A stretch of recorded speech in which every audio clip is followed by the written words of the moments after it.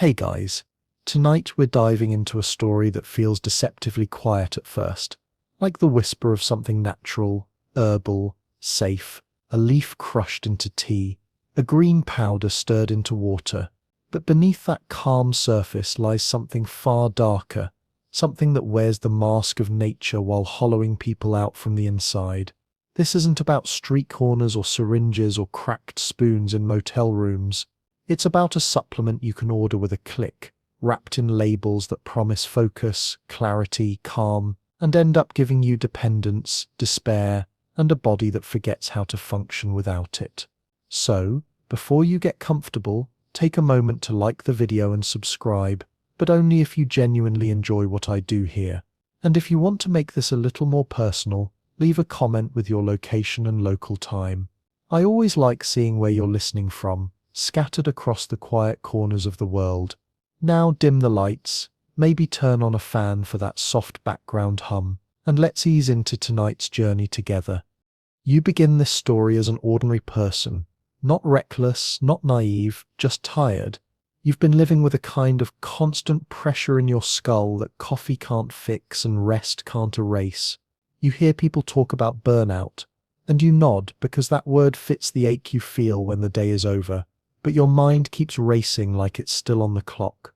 One night, scrolling through forums under the dim blue glow of your phone, you stumble upon a thread. It's filled with strangers talking about something called kratom, a leaf from Southeast Asia, used for centuries, they say, by laborers and farmers to keep going through long, humid days. It's natural, it's legal, and apparently it's life-changing. You read post after post, each one framed like a personal revelation. Helps me focus. Stopped my anxiety.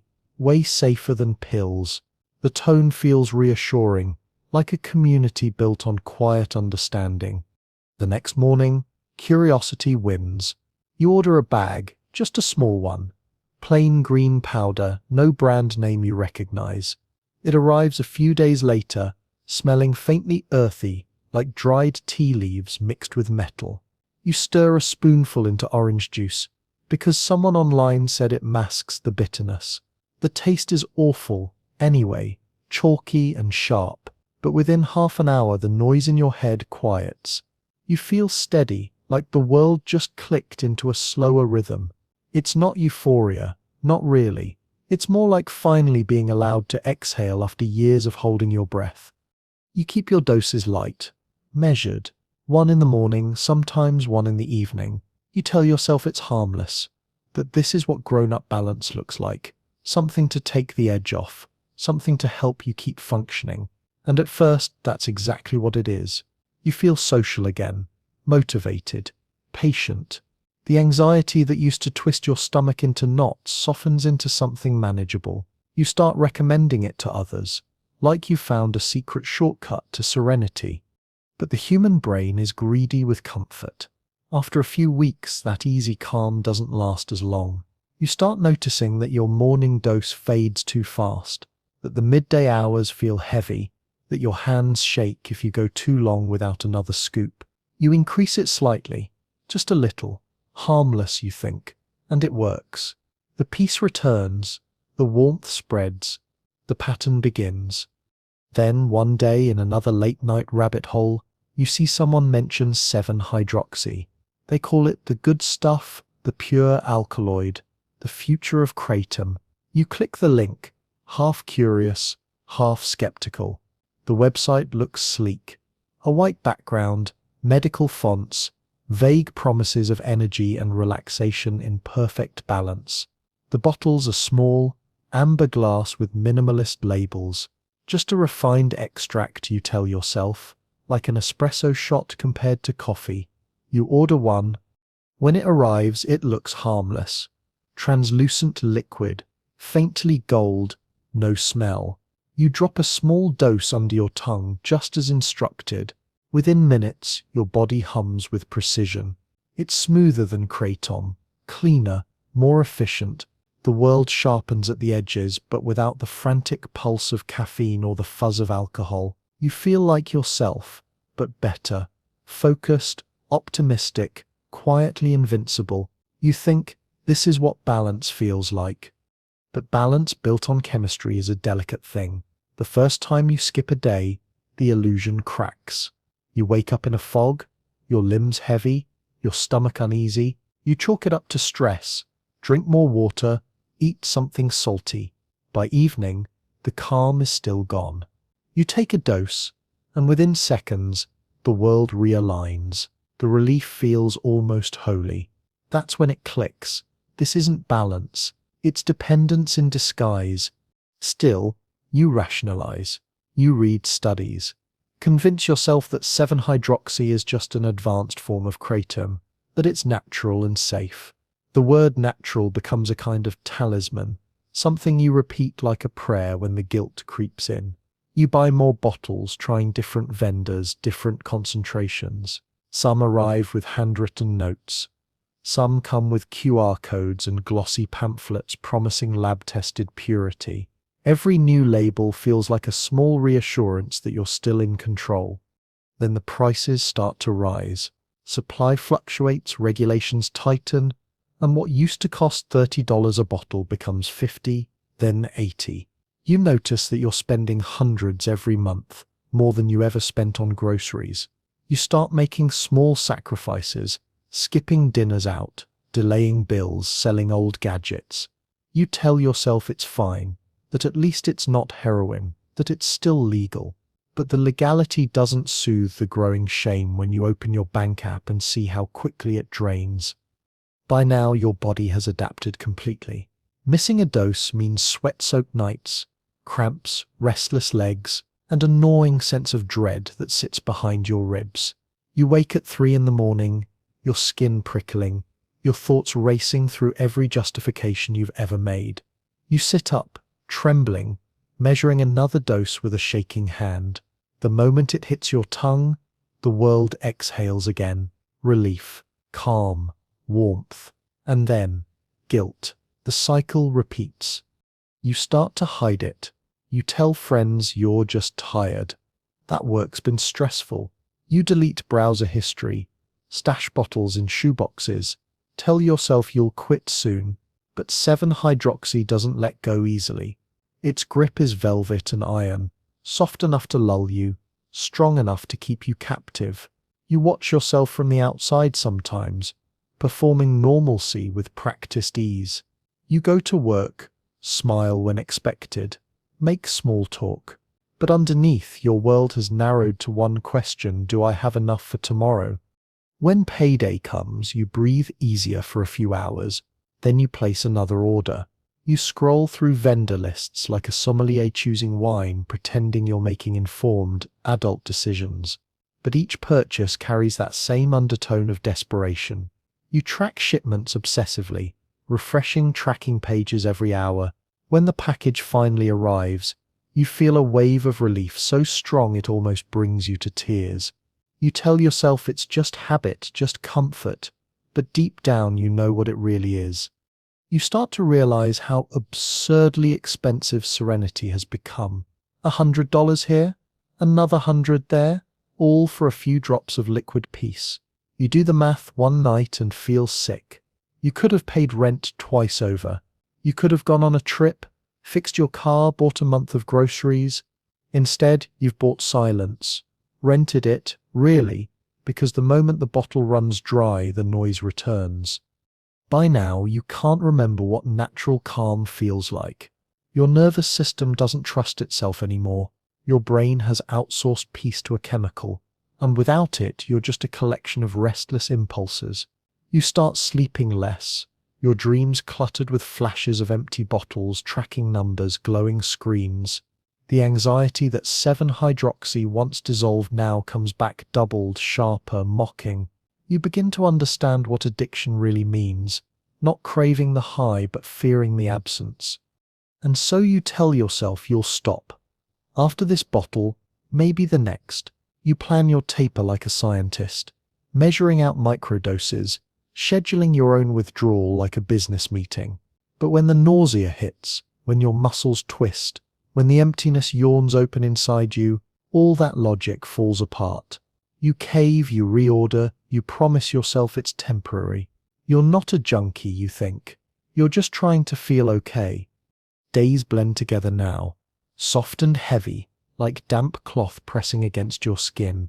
You wake with the same dull ache behind your eyes, reach automatically for the little amber bottle on your nightstand, and tell yourself it's medicine, not a crutch. The first drops hit your tongue, and warmth ripples through you like the tide returning to a shore it owns. It's subtle at first, but within minutes you're upright again, functional, capable of small talk and morning light. Somewhere deep inside, you know this is wrong. That peace shouldn't come from a liquid you have to ration. But the thought fades as quickly as it comes. Survival masquerades as routine, and routine is easier than honesty. You used to think addiction was something loud and cinematic. Shaking hands, alleyways, frantic arguments with loved ones who no longer recognized you. But this is different. This is quiet. You don't steal, you don't lie. Not really. You just manage. You keep your world small and orderly. Work, home, order, consume, repeat. The chaos exists only inside, hidden under polite smiles and calm emails. No one suspects a thing. You're the picture of modern composure. Your desk spotless, your schedule precise, your secret dissolving under your tongue every few hours. You notice how time itself seems to change. Days feel shorter yet emptier, as though something important has been edited out of your perception. You can't remember what you did yesterday. Or maybe you can, but it feels like someone else lived it. The rhythm of doses and withdrawals shapes everything. Now each day divided not by meals or sunlight, but by absorption and relief. The intervals shrink as your tolerance grows, until you realize you're taking more than twice your starting dose just to feel normal. The word loses meaning. 7-hydroxy isn't cheap anymore. What began as a $30 indulgence has mutated into a full-blown expense column. A single vial costs what you used to spend on groceries for a week. You start checking multiple vendors, comparing deals, messaging sellers directly, learning how to talk in the coded language of online supplement culture. Potent, enhanced, full spectrum. It's all the same lie. Purity sold in tiny doses to people who've forgotten what purity ever meant.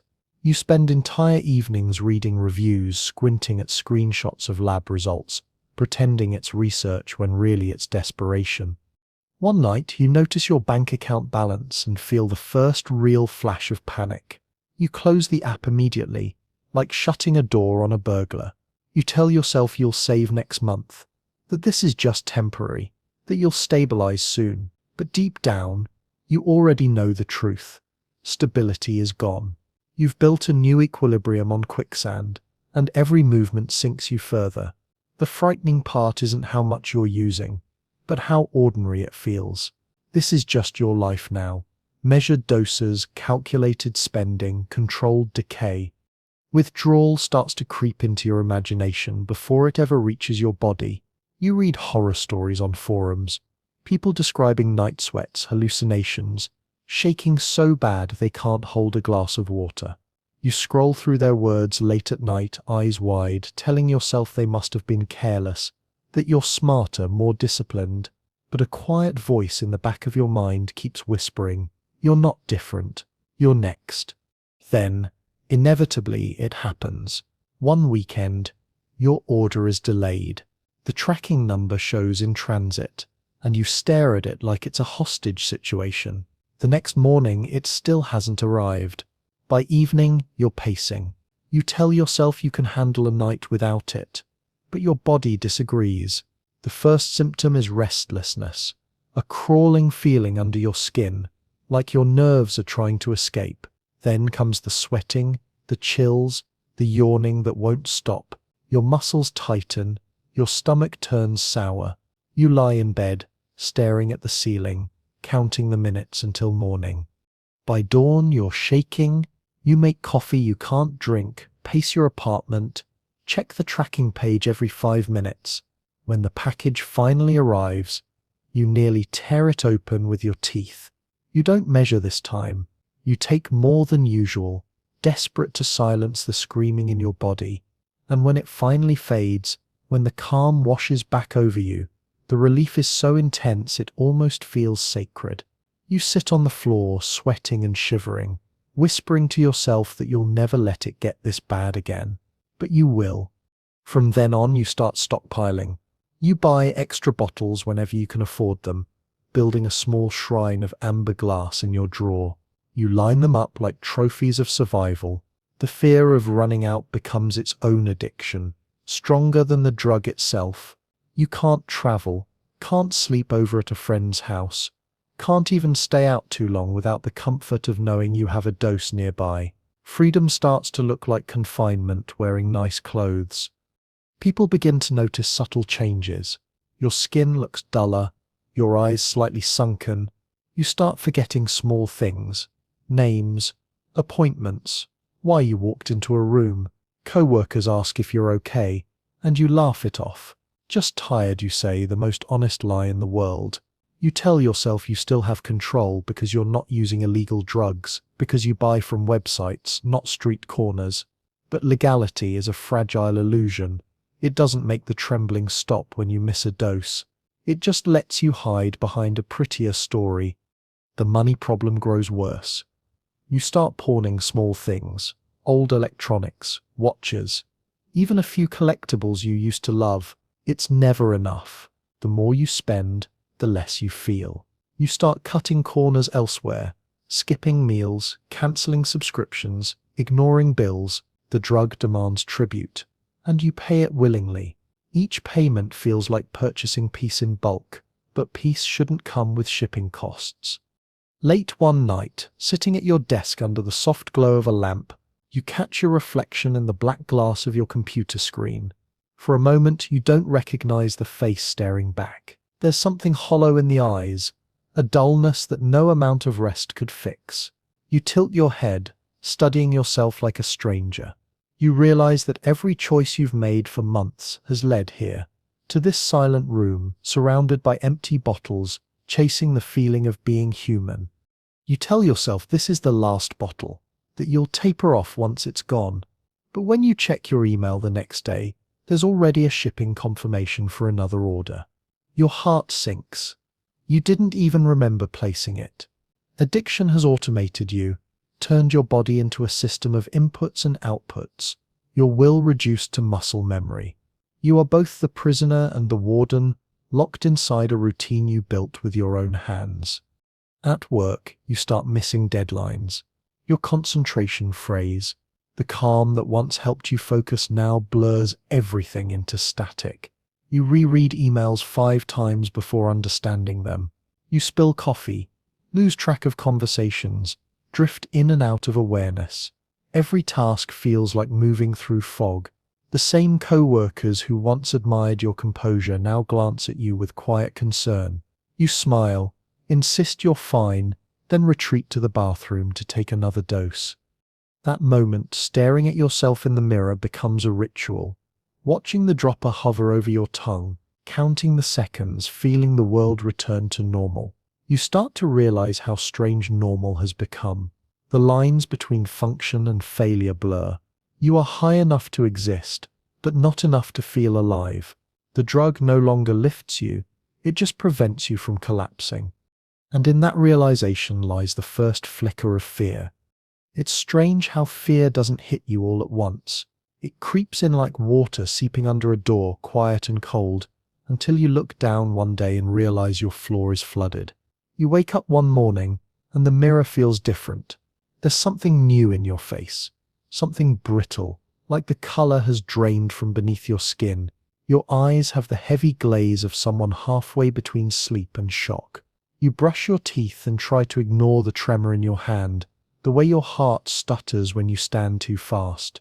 You tell yourself you're fine, that it's just dehydration, maybe too much caffeine, not the thing you already know it is, but your body knows, it remembers, it demands. The first withdrawal wasn't enough to scare you sober. It was too brief, too easily fixed by a single desperate dose. But this time it lingers. You try spacing things out just to prove you're still in control. Half a dropper instead of a full one, a little more time between doses. For a day or two, it almost works. Then, like clockwork, the storm returns.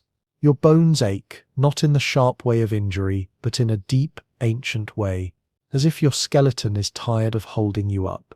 Sweat slicks your neck, your chest, your palms. You sit in your chair at work, your leg bouncing, pretending to read, pretending you're not unraveling molecule by molecule. You used to think dependence was just weakness, something that happened to people who couldn't handle discomfort. Now you understand it's not about willpower. It's about chemistry, a betrayal that begins quietly inside your own brain. You used to choose when to take 7-hydroxy. Now it chooses for you. It decides when you'll sleep, when you'll eat, when you'll feel safe. It speaks through the shaking of your hands, the heaviness in your gut, the metallic taste that coats your tongue when you try to resist. And still, you feed it.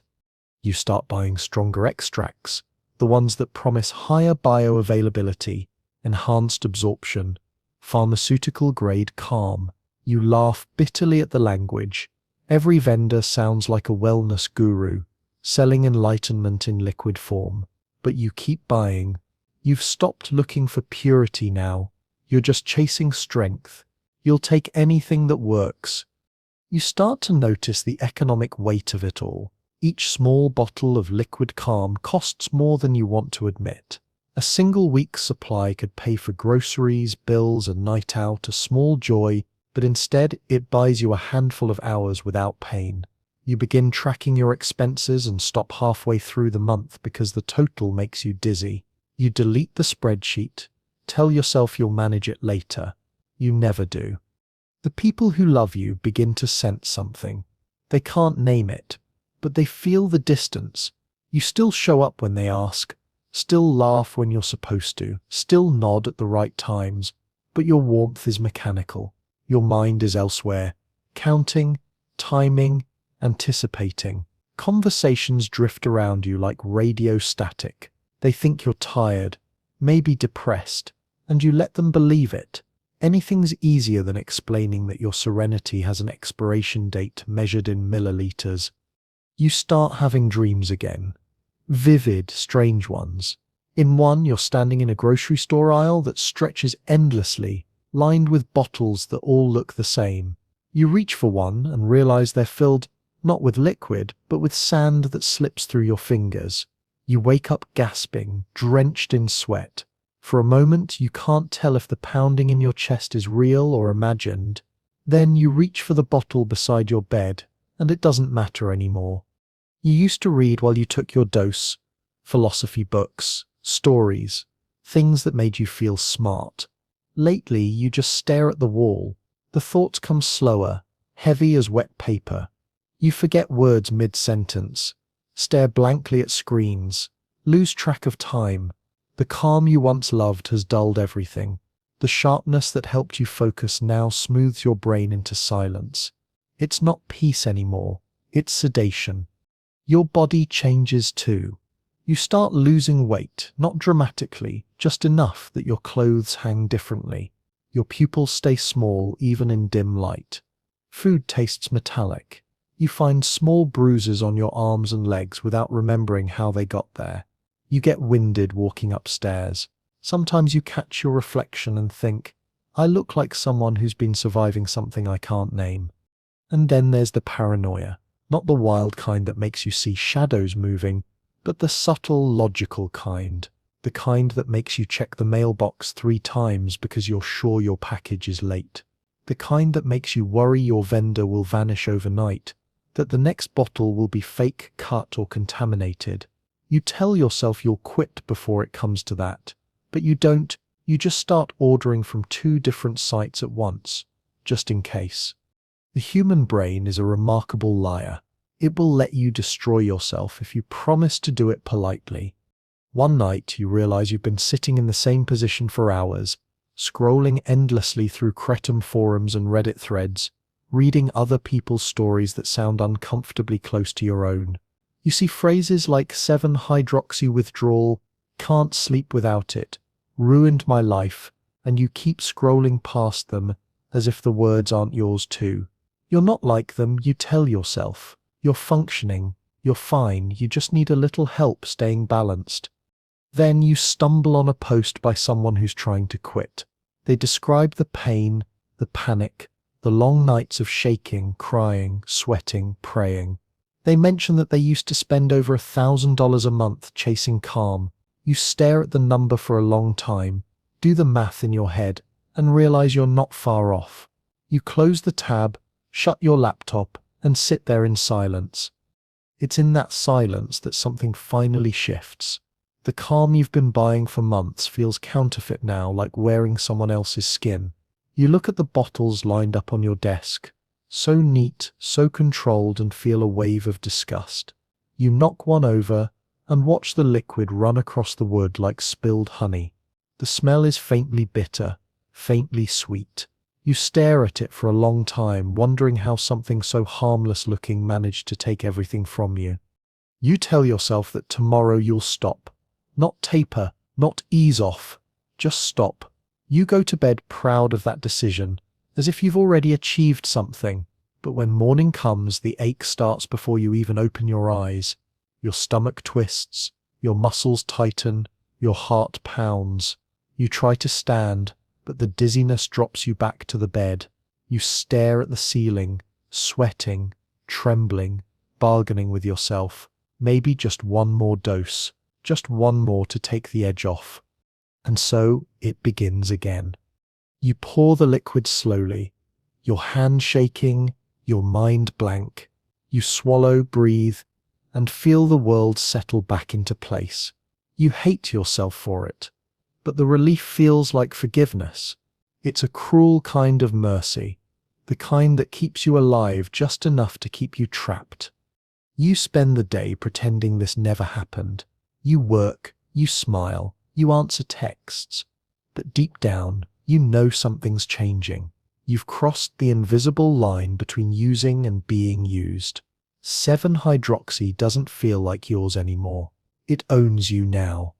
And as night falls and the room grows quiet, you realize that for the first time you're scared, not of quitting, but of what's left of you when you finally do. The fear grows slowly, like mold in a dark room. It doesn't announce itself with panic or chaos. It settles in with quiet, patient certainty. You wake up each day already tired, your stomach heavy before your first dose, your mind skipping ahead to when you'll take it again. The world has become a series of countdowns. You live from dose to dose, like train stops on a track that never ends.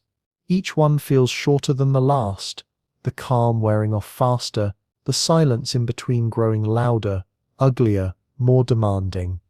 You used to think of 7-hydroxy as your secret strength, a tool that helped you keep life together when everything felt too sharp, too much. But now, it feels like a debt collector that never sleeps. You owe it every good mood, every ounce of peace, every moment of quiet, and it collects its payment in pain whenever you try to resist. Your body has stopped asking for permission. It simply takes what it needs. You start noticing how strange your apartment feels when you're sober. The air itself feels wrong, too bright, too loud. The refrigerator hum sounds like a machine testing your sanity. The ticking of the clock makes your teeth clench. You turn on music, but the sound feels sharp, unkind. You used to love quiet mornings with tea, windows open, sunlight on your face. Now sunlight feels invasive, almost cruel. You keep the blinds closed and live in a soft, dim twilight that doesn't hurt as much. Money becomes your second addiction. You track it obsessively, knowing how much you can afford to lose, how long you can stretch a paycheck, how many bottles you need to order to avoid disaster. You stop buying new clothes. You stop going out. You skip meals. Every decision becomes part of a mathematical equation that ends with a dropper. Rent, food, utilities. They all rearrange themselves around the one constant expense that you no longer call a drug. You call it balance, relief, something natural. You've learned how to lie to yourself without even hearing it. When you do run out, and you always do, eventually, the world collapses. The first few hours are fine. You distract yourself with chores, movies, scrolling, but then the ache sets in. It's not sharp like injury or flu. It's deeper, almost existential. A hollow ache that starts in your chest and spreads outward until every part of you hums with discomfort. You sweat through your sheets. Your heart races like you're being chased. Your stomach twists like it's punishing you. You can't sit still. You can't sleep. You can't eat. Every minute lasts an hour. Every sound in the world feels like it's mocking you. You tell yourself it's temporary, that it'll pass, that you'll endure this and come out clean. But when your body feels like it's decaying from the inside, logic doesn't stand a chance. You stumble to your computer, open the same websites, type the same search words. Your fingers move faster than your thoughts. By the time you realize what you're doing, the order confirmation is already in your inbox.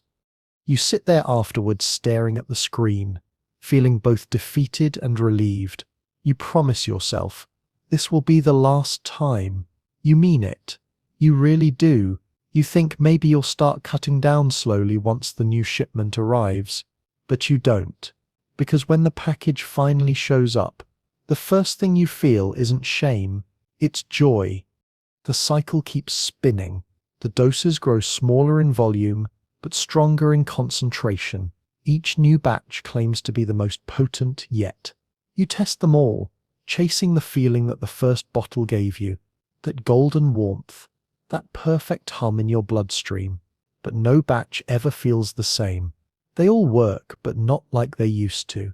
You begin to suspect that the magic wasn't in the liquid. It was in your belief that you were still in control. You start losing time. Days blur. Weeks vanish. You'll catch yourself mid-conversation, unable to remember what you were saying. Your reflection becomes a stranger. Pale skin, hollow cheeks, eyes that look older than you are. Sometimes your lips look bluish in the bathroom mirror. You tell yourself it's just the lighting. You don't look for a second opinion. Then one day, you make a mistake at work. A big one. Nothing catastrophic, but enough to draw attention. A project deadline you forgot. An email you didn't send. Your manager calls you into a meeting. Voice calm but eyes suspicious. You nod through it. Promise it won't happen again. You leave the room with your heart pounding, your hands trembling, your stomach tight with anxiety. And what do you do when you get home? You pour another dropper. Because of course you do. Because that's how the story goes now. But the calm doesn't come as quickly as it used to. Your body is tired of the bargain. The relief still comes, but it's thinner, quieter, less satisfying. You start needing more to feel the same. You find yourself double dosing without thinking about it. You tell yourself it's just temporary, that your tolerance will drop again soon. You begin waking up at night, drenched in sweat, your sheets tangled, your chest pounding. Sometimes you wake gasping, unsure whether you were dreaming or just suffocating on anxiety. You stop sleeping through the night altogether.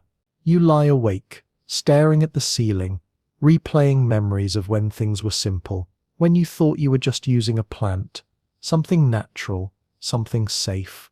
The forums don't help anymore. They're full of people like you, bright minds with hollow eyes, all saying the same thing. I thought I could handle it. You scroll through their stories, each one like a mirror, each one a warning you'll ignore.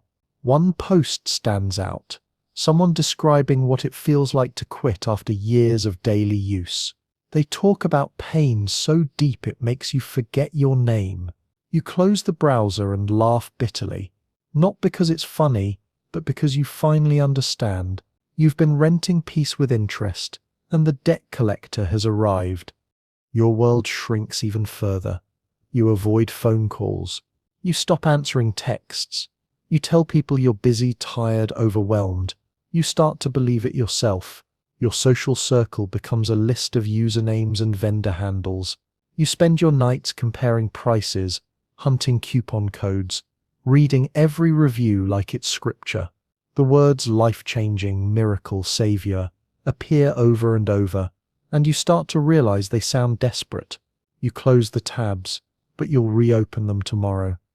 Every now and then there's a moment, small, fleeting, where you see yourself clearly.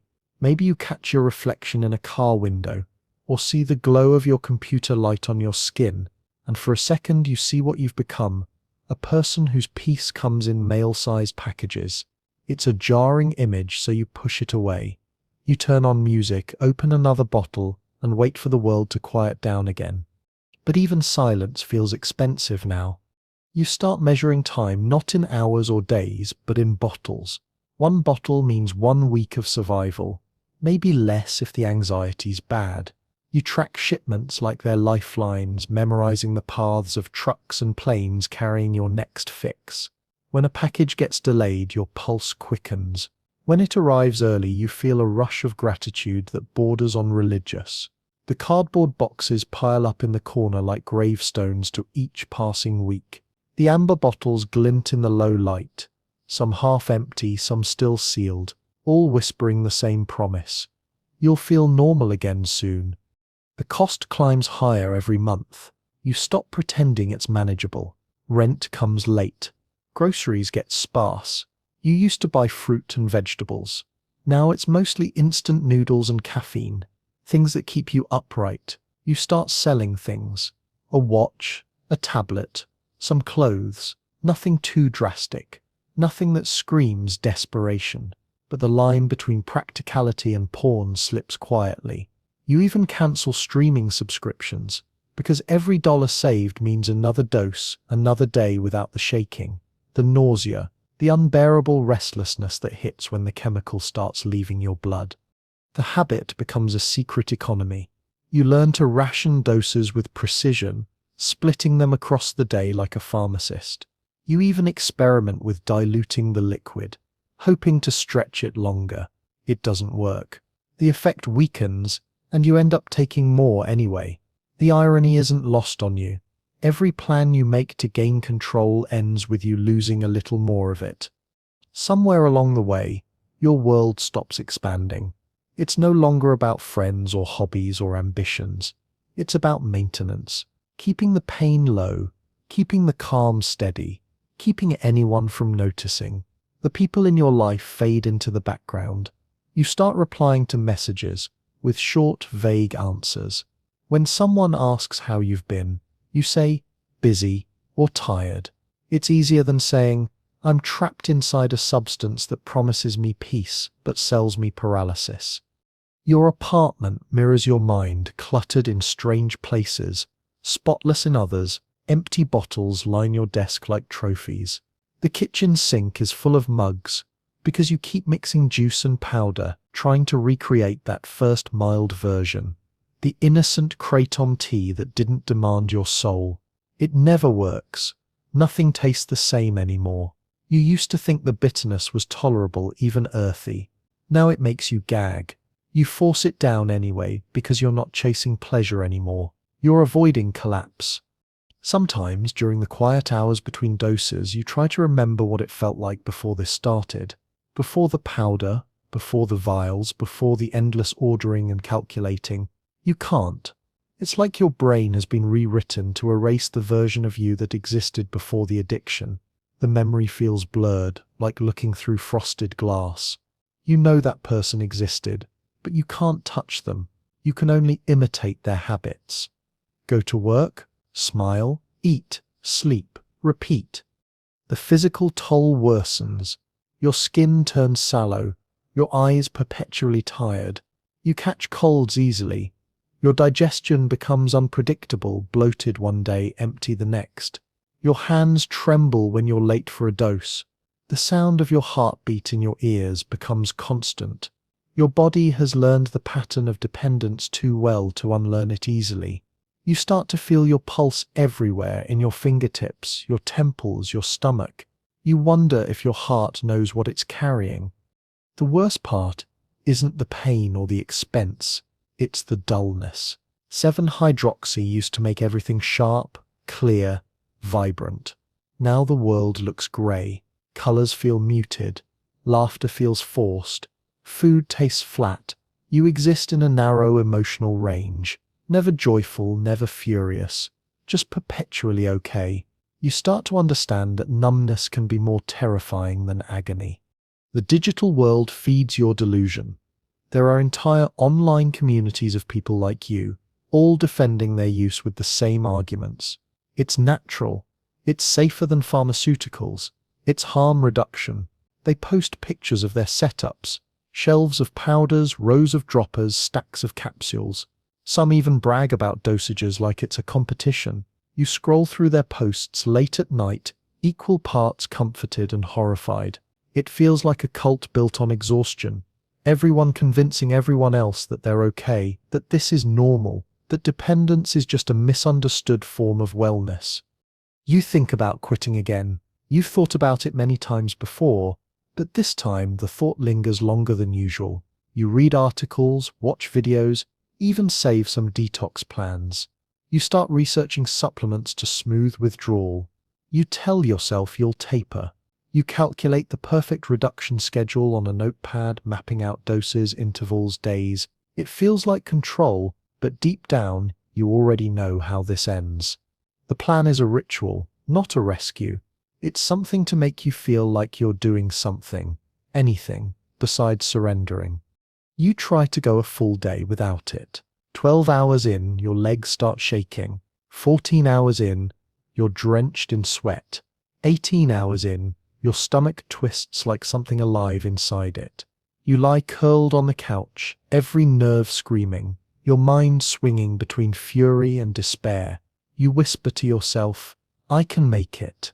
But the hours stretch like rubber bands, snapping back harder each time. By the next morning, your resolve breaks. You reach for the bottle. The first drop hits your tongue and your whole body sighs. You start crying without knowing why. The tears aren't about relief. They're about the shame of realizing how completely you've been conquered. You start isolating completely. You avoid mirrors, avoid phone calls, avoid light. Your world shrinks down to the glow of your screen and the rhythm of your heart. The only sounds are the soft clinks of glass bottles and the hum of your computer fan. You start narrating your own life in your head like a detached observer. He opens the drawer. He takes another dose. He wonders if this is the last one. The detachment feels safe, almost comforting. It's easier to think of yourself as a character than a failure. And yet somewhere inside, something small refuses to die. Maybe it's memory, or guilt, or just the last spark of your old self. You start thinking about what you've lost. Not just money or time, but emotion. The way life used to feel alive. The way a laugh could shake your chest, or a song could make you close your eyes. You want that back, even if you're not sure you deserve it. But the cost of wanting to be human again feels impossibly high.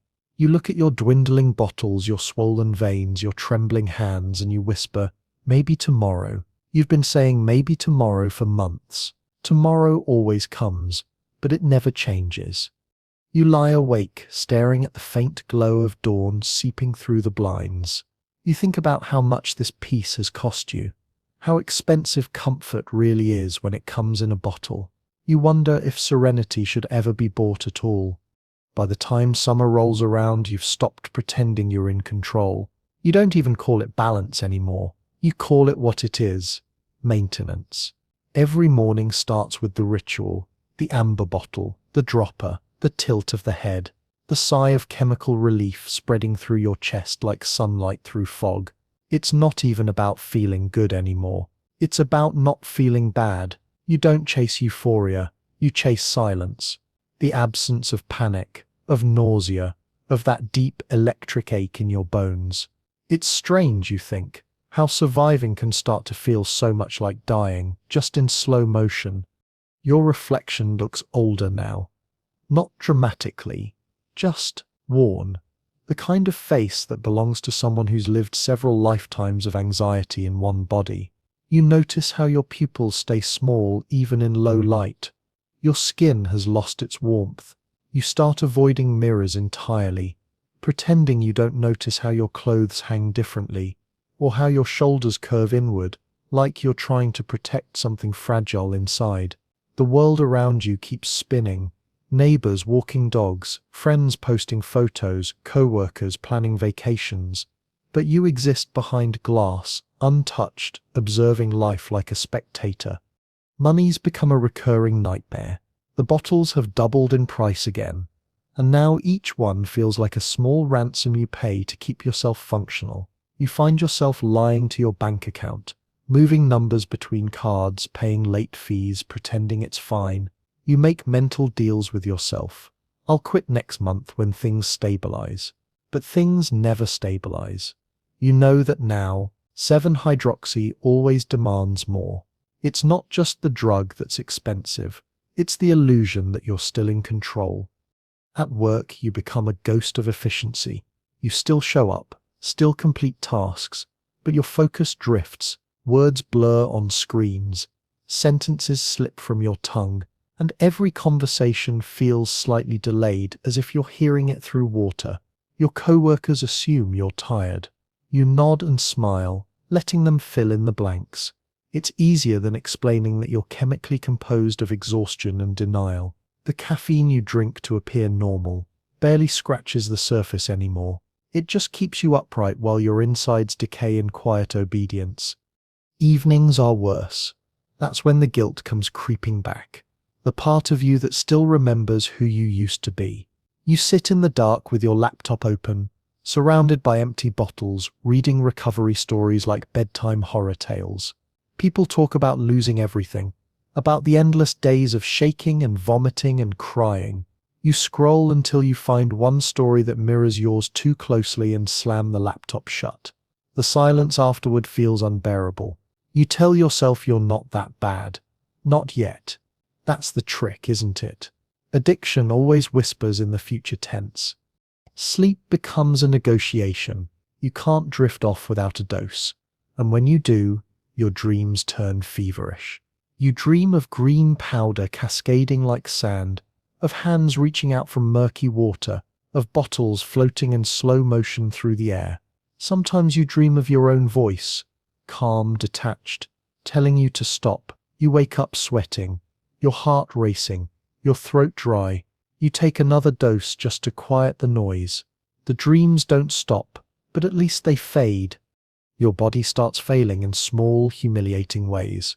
Muscle twitches in your legs, headaches that bloom like pressure domes behind your eyes, constant nausea that comes and goes without warning. You start taking vitamins to compensate, convincing yourself you're being responsible. You Google how to quit Kratom safely, and scroll through advice you know you won't follow.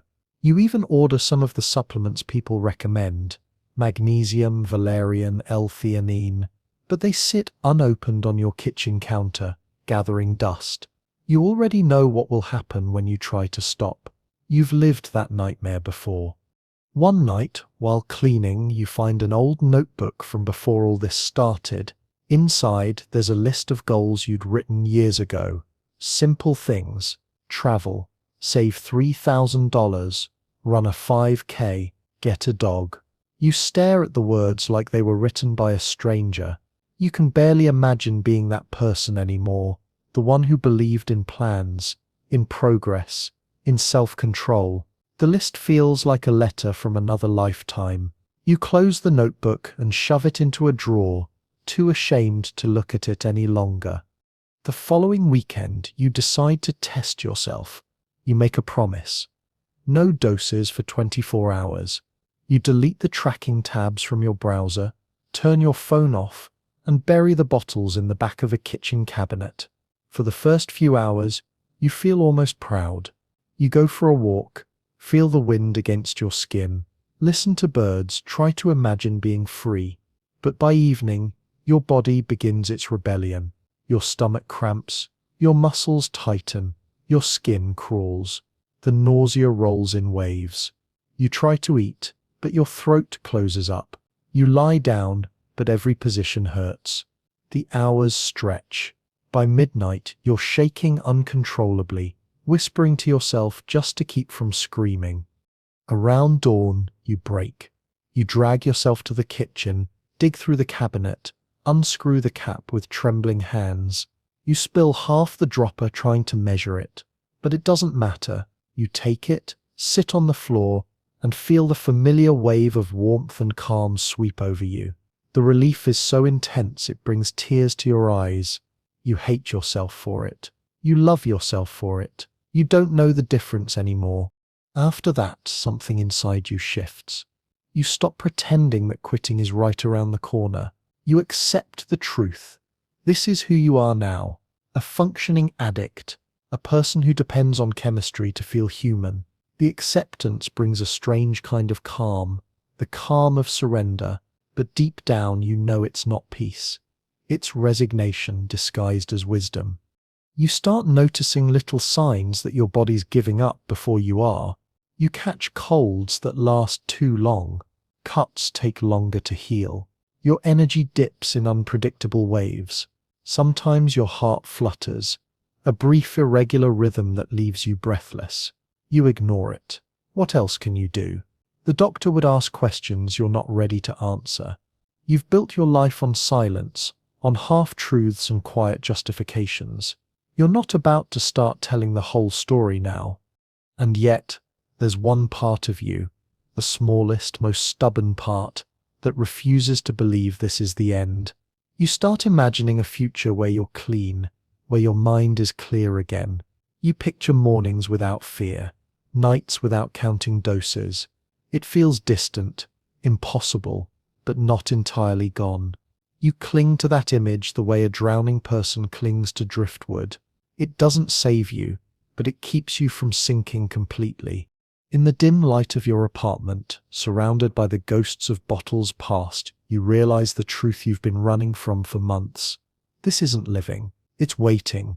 You're waiting for something to change, for the pain to lessen, for the courage to arrive.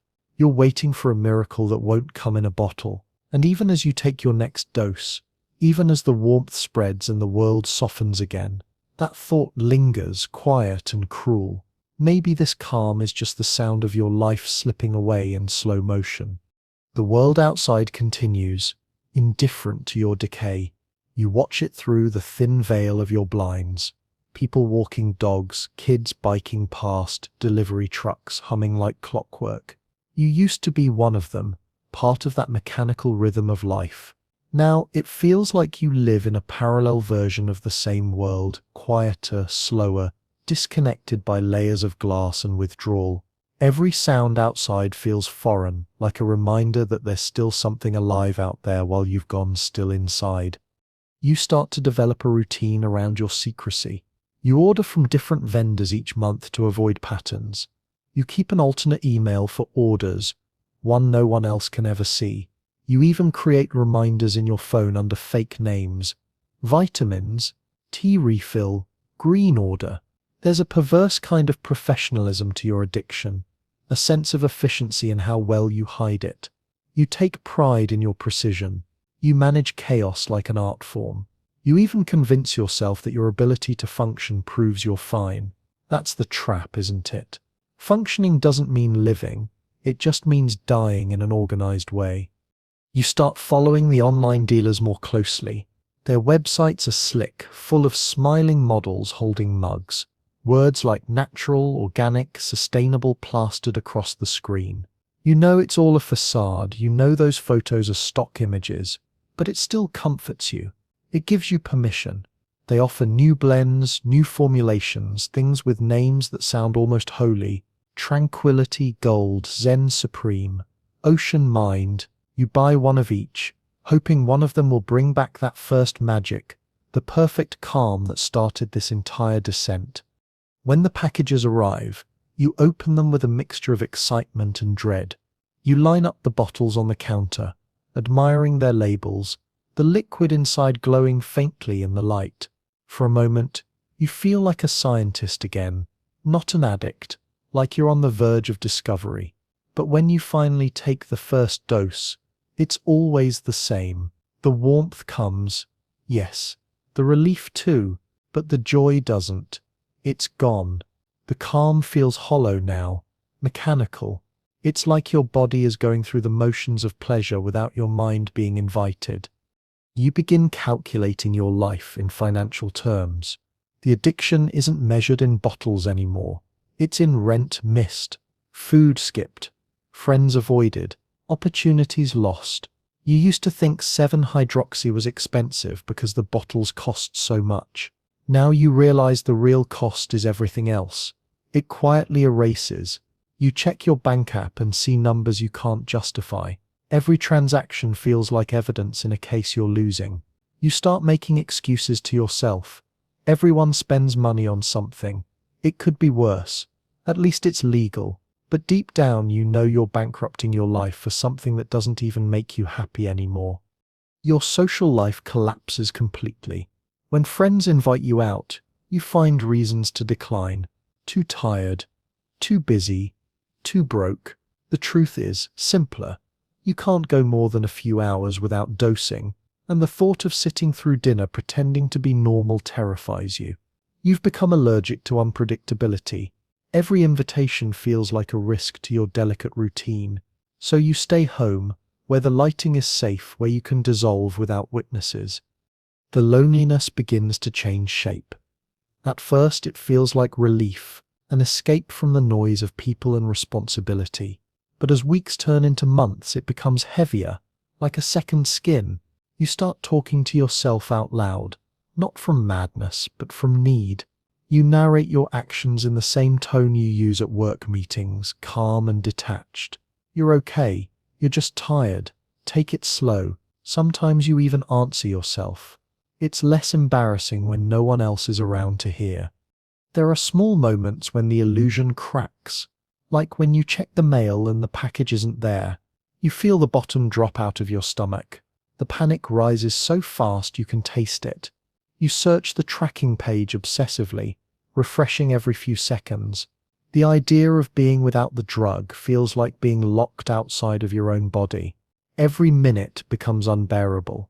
When the package finally arrives the next day, you tear it open before even stepping back inside. You take your dose in the hallway.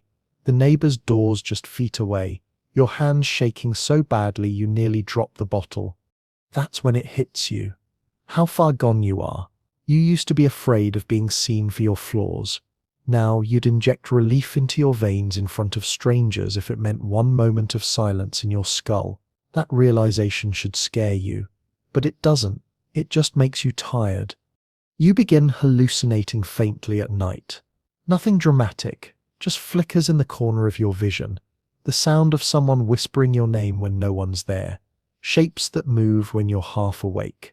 You tell yourself it's exhaustion, not insanity. You tell yourself that once your next shipment arrives, it'll all smooth out. You keep believing in the next shipment the way religious people believe in prayer.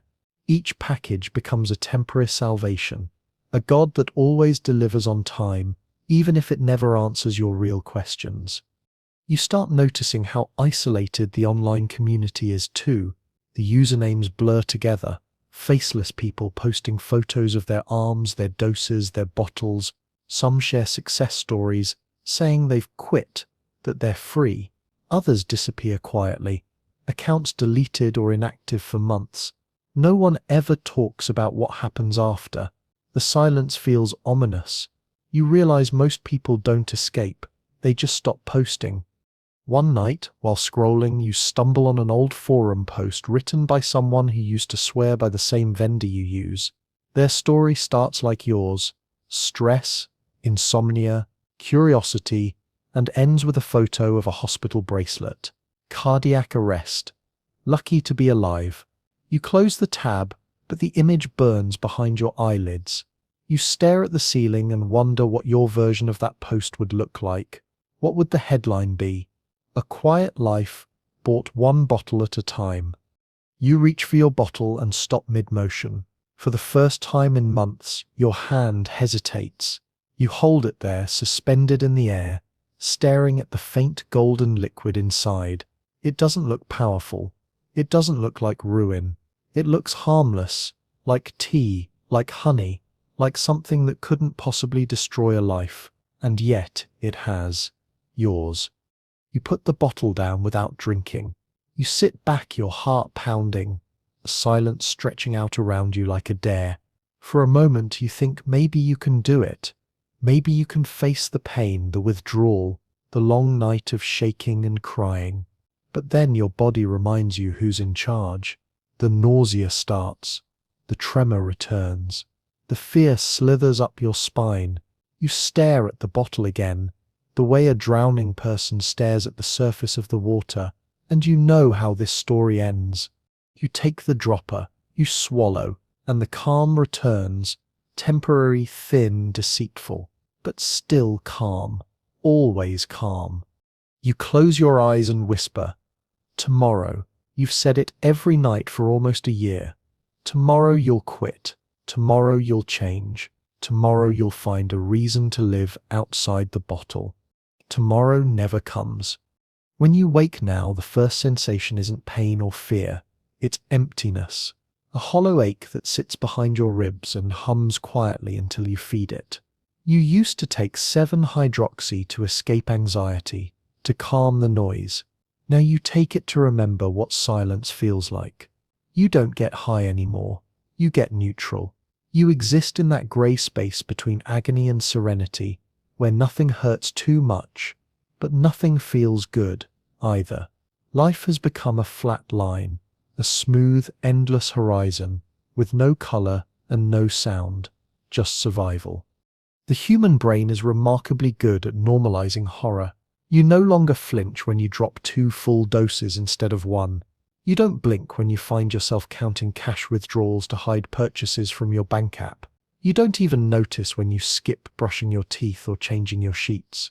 You just function, eat something small, scroll, dose, work, dose again, sleep, wake, repeat. The routine is your sanctuary and your prison, predictable, efficient, quietly killing you one perfect day at a time. You stop calling it kratom when people ask. The word feels too clinical, too real. You call it my supplement or my thing. You say it like a secret inside a joke. Nobody ever asks for details. People rarely question what they don't understand. And that suits you just fine. Your health begins to crumble in more visible ways. Your hair loses its shine. Your lips crack. You get nosebleeds from dehydration. You start noticing tremors when you hold utensils, small quivers that make you eat slower, more cautiously. You tell yourself it's just stress, but deep down you know it's the chemical rot setting in, your body paying the price for synthetic calm. Sometimes in the shower you run your fingers over your skin and feel how paper thin it's become. You count the bones in your wrists, visible now beneath the flesh, and think about how fragile everything is. You start having strange thoughts in those quiet hours before dawn, when the city's asleep and your mind wanders too far from safety. You imagine what people would say if you died suddenly. Would they call it an overdose? Or just heart failure? Would anyone even know what 7-hydroxy is? Would they search your drawers, find the bottles, and think you were taking vitamins? You imagine your obituary polite and vague and realize how easy it would be for your story to disappear entirely. The thought doesn't scare you. It just feels true. When you leave the apartment, which is rare now, you feel exposed. Light feels hostile. The movement of people overwhelms you. You go out wearing sunglasses even on cloudy days. You avoid eye contact. You've become an observer in your own city, watching life like a movie you've already seen too many times. When you pass pharmacies, your stomach tightens. The irony isn't lost on you. The legal world that sold you this natural calm would never recognize what it's done to you. You find yourself talking to the bottle sometimes, not out of madness but familiarity. It's been your longest relationship, your confidant, your comfort, your destroyer. You hold it in your palm and whisper, "You're all I have left," and in that moment it doesn't feel tragic. It feels honest. You've spent so long justifying it, romanticizing it, that you've built an entire emotional ecosystem around dependency. The bottle is no longer a substance. It's a symbol of your surrender. The isolation deepens in strange ways. You start turning down video calls because you can't stand seeing your own face on the screen. You cancel plans before they're made. You avoid family gatherings, inventing excuses about work or exhaustion. The truth is simpler. You don't want anyone to see how hollow you've become. The energy it takes to appear normal feels impossible now, and so you disappear. Not all at once, but piece by piece, text by text, day by day, dose by dose. Even your inner voice changes. It used to sound like you, rational, optimistic, curious. Now it sounds like someone else, quieter, meaner.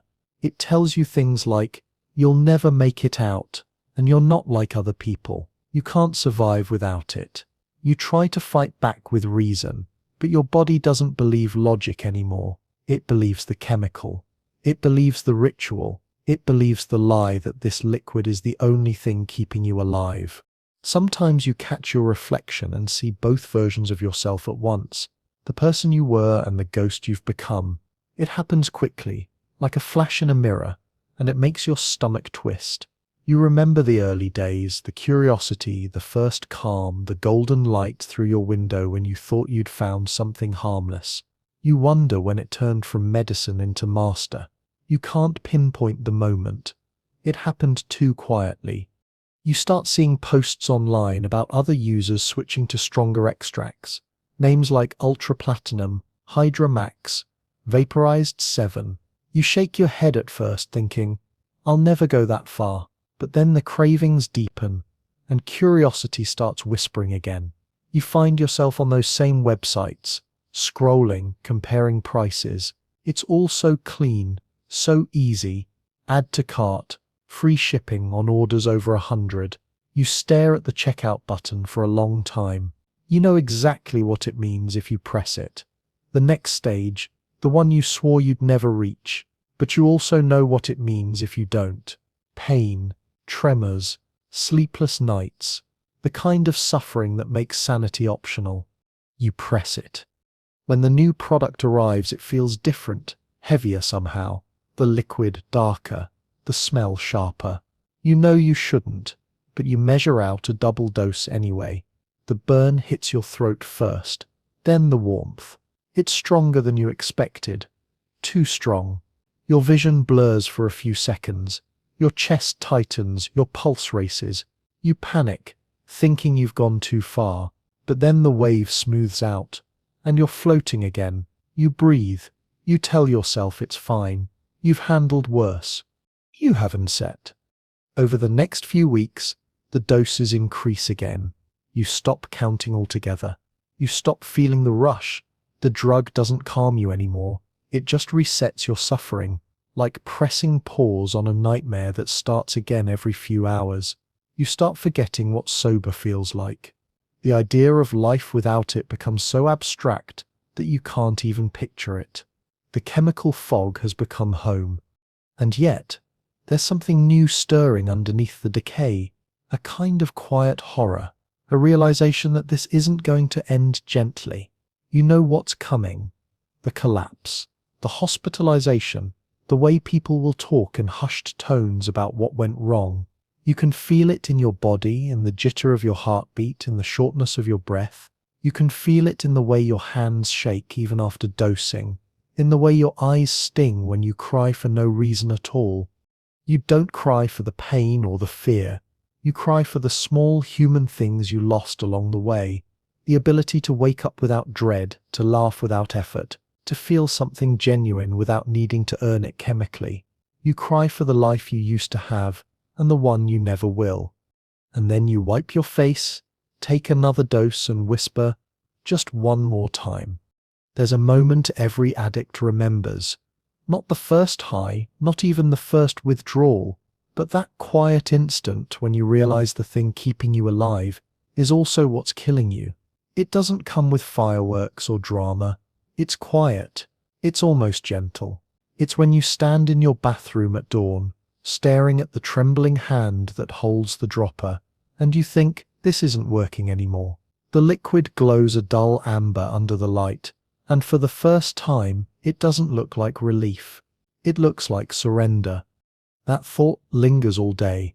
It follows you to work, to the grocery store, to bed. You keep hearing it in the back of your mind like a metronome. This isn't working anymore. You try to drown it with routine, with scrolling, with noise. but it keeps rising, quiet and persistent. You start wondering if there's still a way out, or if that window closed long ago. Every story you read about recovery feels like fiction now, someone else's miracle, not yours. You don't believe in redemption anymore, but you do believe in exhaustion. And maybe that's the first step toward wanting something better. One night, your body forces the issue. You wake up gasping, chest tight, sweat slicking your skin.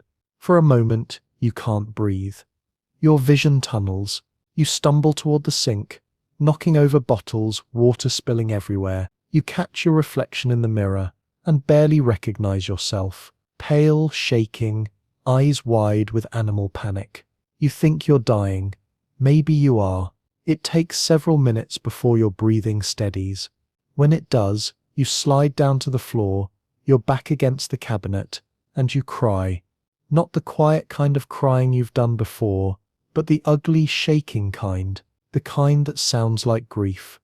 That's the night you decide to stop, not because of willpower or clarity, but because you're too tired not to. You make the plan in your head. Tomorrow you'll throw it all away. Tomorrow you'll call someone. Tomorrow you'll tell the truth. You whisper it out loud like a prayer.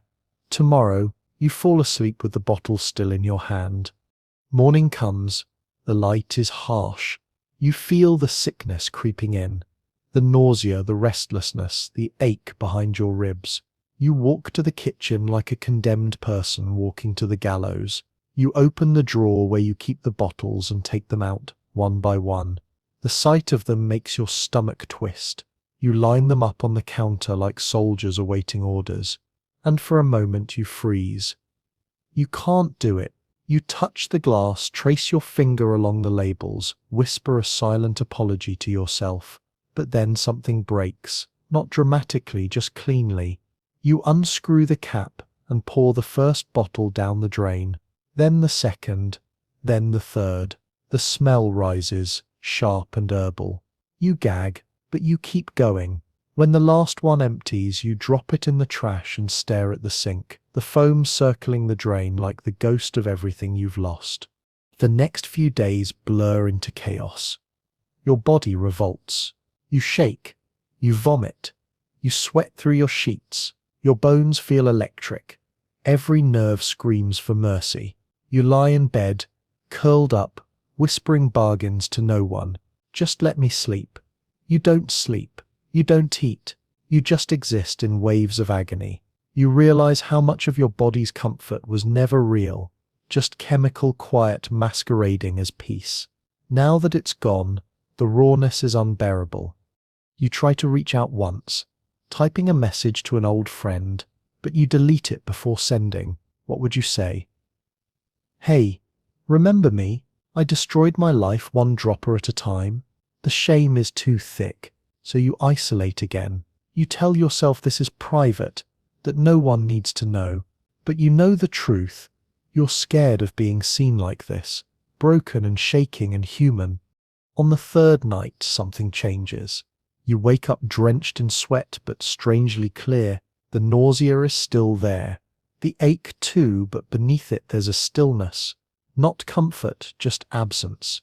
The screaming in your head has quieted. You sit up slowly, every muscle trembling, and realize that for the first time in years you feel something real. It's not happiness or peace. It's pain, pure, unfiltered pain. But it's yours. It's alive. You cling to it like a lifeline. Days turn into weeks. The worst passes, though better is a generous word. You're fragile, exhausted, raw. You wake up every morning with a dull ache and go to bed every night praying it won't return stronger. You avoid temptation by cleaning. You scrub floors, wash sheets, throw away anything that reminds you of those years. You delete the websites, burn the notebooks, block the vendors. The urge still hits sometimes, out of nowhere, a commercial for supplements, a word in conversation, a flash of that golden color in someone's drink. Each time, you breathe through it. Sometimes you fail. You relapse once. Just one drop, one mistake. It doesn't bring relief. It brings shame. But you use it as proof that you can start over again. Recovery isn't cinematic. It's not a triumphant montage of progress and hope. It's dull. It's quiet. It's making coffee without shaking. It's remembering to eat. It's learning to sit still without reaching for the bottle. You start seeing a therapist. You talk about the early years, the anxiety, the sensitivity, the old wounds you never named. You realize 7-hydroxy wasn't your problem. It was your solution. You weren't addicted to the drug. You were addicted to the silence it gave you. The therapist asks you what silence feels like now. You think for a long time before answering. Lonely, you say, but real. Months pass. You start walking outside again. You notice how the world has texture. The crunch of gravel under your shoes, the chill of wind on your cheeks, the sound of leaves whispering above. It's overwhelming at first. Every sensation feels too sharp, too alive, but with time you grow into it. You begin to find small moments of calm that aren't chemical. Sunlight on your hands, the rhythm of your steps, the taste of clean water. You realize peace isn't the absence of pain. It's learning to breathe through it. People start noticing the change. Your skin regains color, your eyes brighten. You even laugh sometimes. A real startled laugh that feels like an unfamiliar song. You're not healed. You're just here, present, awake. That's enough for now. But late at night, when you're alone, there's still a whisper, faint, familiar. The ghost of 7-hydroxy calling from the edges of your memory. You don't answer it. You just listen until it fades. You know it'll never disappear completely. It's part of you now. A scar in your chemistry, a reminder of what silence cost. But you've learned something vital, that the human spirit, even at its weakest, can rebuild from ashes as long as it keeps breathing. And as you lie down, the room quiet and the city humming softly beyond your window, you realize that for the first time in years, you don't need a bottle to fall asleep. You just need the dark, the air, and the knowledge that you made it through. You whisper, almost to yourself, I sip, still here, and for once that sip's enough. You wake one morning to an unfamiliar feeling, not joy, not peace exactly, but stability. The light through the window doesn't sting your eyes. The hum of the refrigerator sounds like life, not noise. You stand up slowly, stretch, and feel your body respond like it's been waiting for permission to exist again. It's been months now since your last dose, and though the cravings still whisper like ghosts, they've grown weaker, softer like waves that no longer reach the shore. You still think about it sometimes. Of course, addiction leaves its fingerprints on your thoughts, the way smoke lingers in a room long after the fire's gone out. But now you don't run from the thought. You just acknowledge it, like greeting an old wound that no longer hurts. You've started to rebuild the small rituals that make a person human again. You cook breakfast, you water plants, you even laugh with co-workers, surprised at how easily the sound escapes you. At first it feels fake, the smile, the laughter, the chatter, but with time it starts to feel earned. You realize recovery isn't about going back to who you were before, it's about meeting the version of yourself that survived. There are days when you still grieve the lost years, the hours you spent scrolling forums at 3 a.m., the paychecks dissolved into amber bottles, the people you loved who drifted away while you weren't looking. You don't blame them anymore. You understand that your addiction didn't just consume you, it swallowed everyone who tried to love you too. You think about calling some of them, maybe apologizing, but you're not ready yet.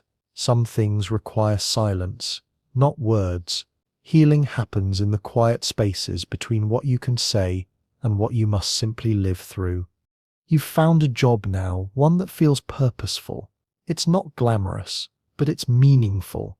Helping others in recovery, listening to stories that echo your own. Every time someone walks through the door trembling, ashamed, hopeless, you recognize the look in their eyes. It's the same one you saw in the mirror not so long ago. And you tell them the truth, not the polished kind they print in brochures, but the raw kind, that recovery is ugly, that it's lonely, that it's worth it anyway. You remind them that wanting to live, even if you don't know how, is enough to start. At night, you sometimes light a candle, a small ritual to mark the distance between who you were and who you're becoming. You sit in the dark, watching the flame dance, and it reminds you of something ancient. Maybe it's faith, maybe it's memory. You think about all the people who are still out there, searching for peace in powders and pills, and you wish you could reach through the screen, through the bottles, through the fog, and tell them what you've learned. That the calm they're chasing isn't gone, it's just buried beneath the noise. That the silence they seek isn't found in chemicals, but in choosing to keep breathing even when it hurts. There's a tenderness that comes with surviving. You start to notice beauty in small, broken things. A crack in a coffee mug, the crooked way sunlight falls across your wall, the faint hum of traffic outside your window. You used to see decay everywhere. Now you see persistence. You begin to understand that fragility isn't weakness. It's proof of existence. Every now and then, you dream about the old days. The bottles, the tremors, the fear. You wake up with your heart racing, drenched in sweat. But instead of reaching for anything, you just sit there, breathing through it. The dreams fade. The panic ebbs. And what's left is a quiet gratitude, not for the pain itself, but for the fact that it didn't end you. You start to see your past not as a chain, but as a story, one you can tell without shame. You even laugh sometimes at the absurdity of it all. How you once thought a plant from Southeast Asia would save you. How you became your own experiment. How you managed to destroy and rebuild yourself in the same lifetime. It's dark humor, yes, but it's honest. You've earned the right to find something funny in the wreckage. One evening, you take a walk by the water. The air smells like rain. You stop at the railing and lean forward, watching the surface ripple under the wind. The sky is bruised with clouds, the last bit of daylight fading into indigo. You close your eyes and listen, to the waves, to your breath, to the heartbeat that once felt too fragile to trust. It's steady now, imperfect, but steady. You whisper a quiet goodbye, not to the drug, but to the person you had to be to survive it. The scared, anxious child, the numb addict, the ghost who wandered through the fog.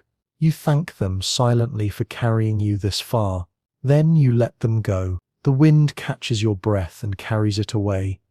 When you get home, you light that same candle again. You sit on the edge of your bed, the soft hum of the fan filling the silence, and you think about how strange it is to be alive, how close you came to never feeling this again. You don't pray, not really. You just sit in the warmth and whisper, "Thank you." You don't know to whom, maybe to life, maybe to yourself. You lie down, the sheets cool against your skin, and for once your mind isn't racing. You don't need to numb it or quiet it or fix it. You just let it be, imperfect, human, real. And as sleep begins to pull you under, you realize that the most miraculous part of recovery isn't getting your life back. It's finally feeling at home in your own body again. You smile faintly in the dark and breathe. Now this feels real. The candle flickers once, then goes out. The night softens around you, the edges of thought fading like smoke. The world outside is still, streetlights humming, a stray car whispering past, the distant echo of someone else's life continuing. You lie there, weightless, breathing in the rhythm of your own survival. The storm is over now. The years of running, dosing, shaking, praying for silence, all of it has settled into something quiet, something alive.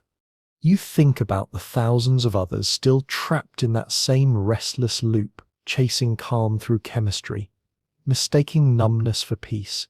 You wish you could tell them that peace isn't the absence of pain. It's the ability to sit in the middle of it and still breathe. It's the fragile, trembling courage of saying, "I'm still here, even when you're not sure you want to be." The body remembers pain, but it also remembers healing. It remembers laughter, sunlight, the feel of your own pulse under your fingertips.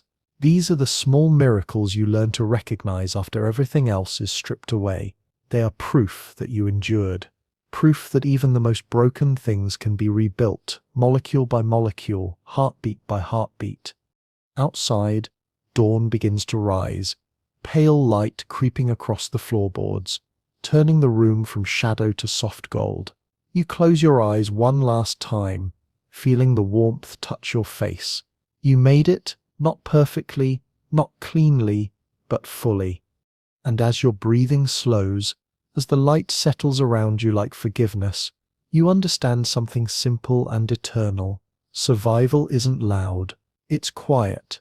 It's the sound of a heart still choosing to beat, like a candle going out.